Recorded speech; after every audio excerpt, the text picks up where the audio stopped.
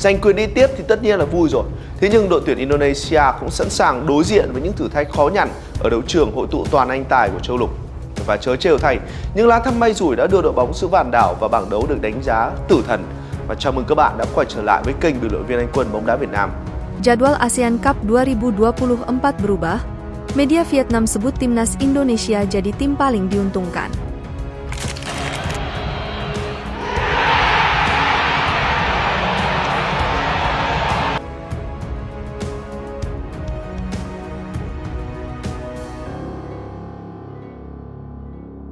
PSSI yakin menang di sidang CAS pada 15 Agustus 2024. Martin Paes akan bela timnas Indonesia lawan Arab Saudi dan Australia.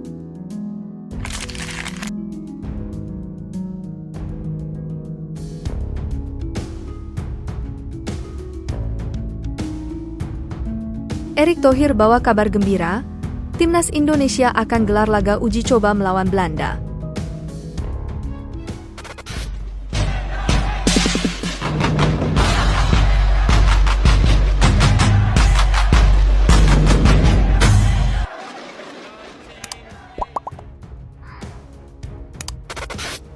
Jadwal ASEAN Cup 2024 berubah.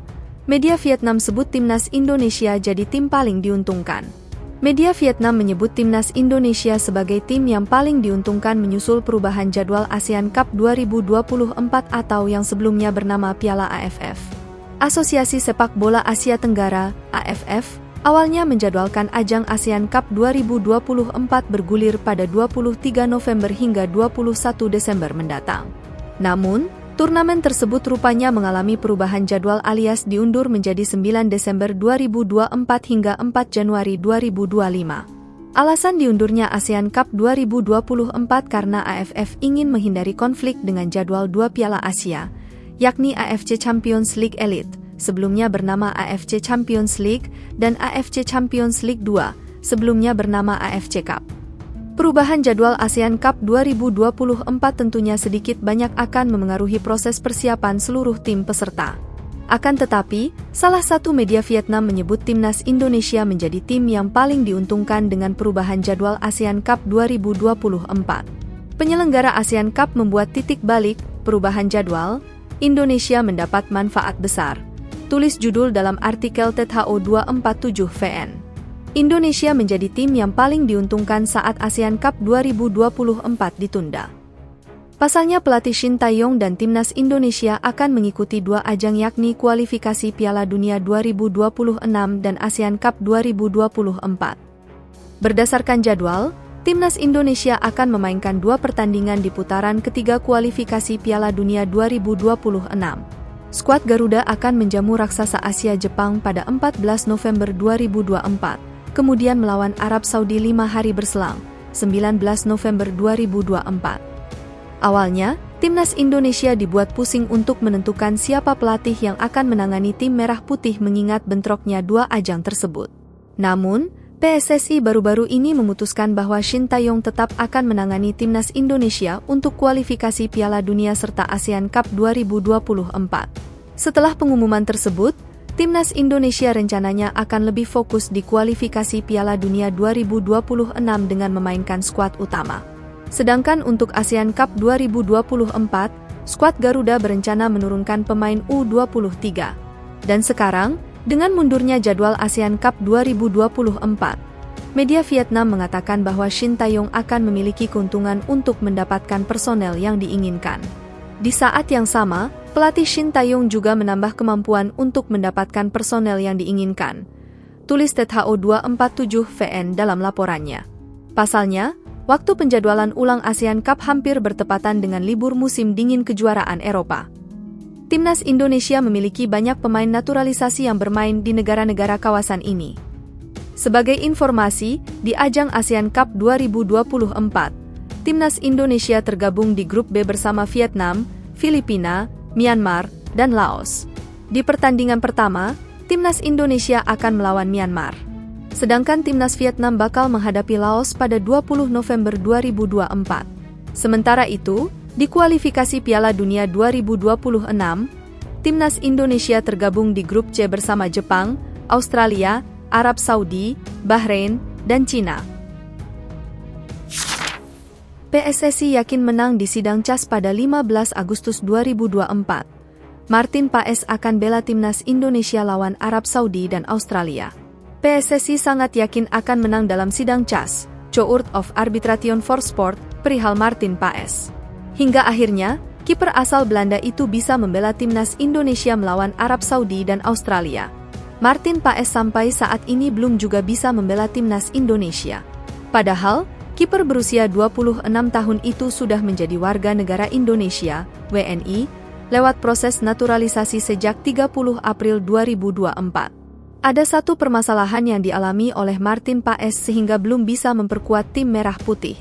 Hal itu karena FIFA masih menolak perpindahan asosiasi dari Belanda, KNVB, ke Indonesia, PSSI.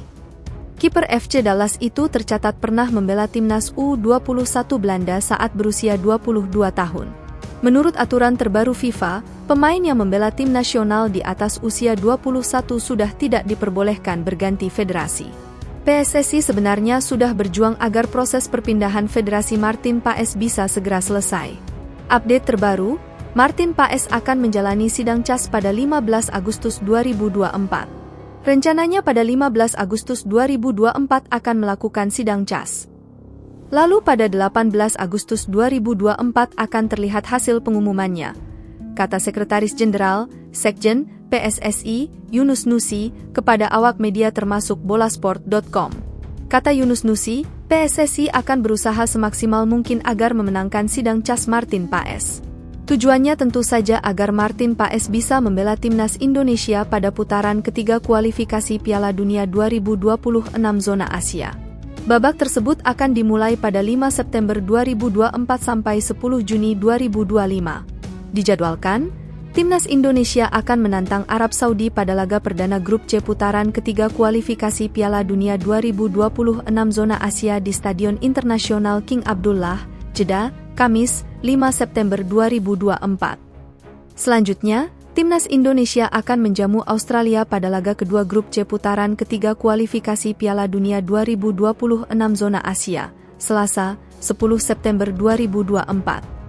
PSSI berencana menggelar pertandingan itu di Stadion Utama Gelora Bung Karno, SUGBK, Senayan, Jakarta Pusat. Insya Allah kami akan berusaha memenangkan itu, kata Yunus Nusi. Sementara itu, Wakil Ketua Umum PSSI, Zainuddin Amali, meminta publik bersabar.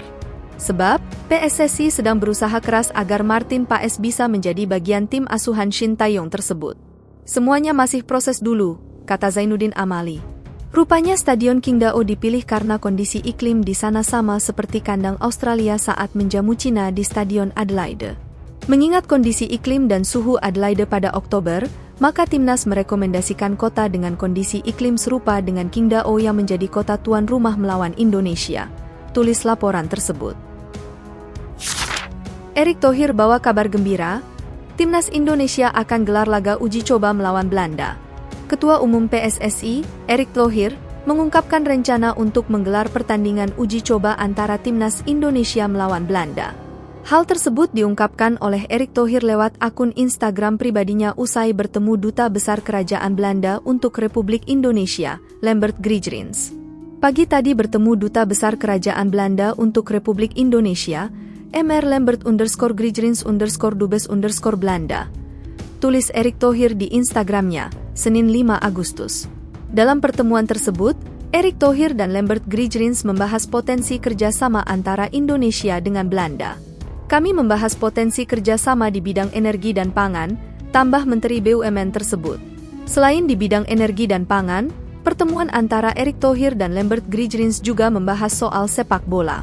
Erick Thohir mengungkapkan, PSSI dan Asosiasi Sepak Bola Belanda, KNVB, akan berkolaborasi. Kami juga menginfokan rencana kolaborasi antara PSSI dengan Asosiasi Sepak Bola Kerajaan Belanda, KNVB, tulis Erick Thohir. Salah satu rencana kolaborasi yang akan dilakukan PSSI dan KNVB adalah menggelar pertandingan uji coba. Bukan hanya level senior, uji coba antara timnas Indonesia melawan Belanda itu akan digelar di semua kelompok umur. Timnas Indonesia dan timnas Belanda akan membuat program pertandingan persahabatan di semua usia, baik pria maupun wanita, katanya.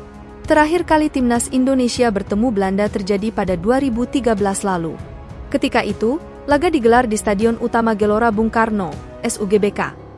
Pada pertandingan tersebut, Belanda yang dilatih Louis van Gaal mengalahkan Indonesia dengan skor telak 3-0.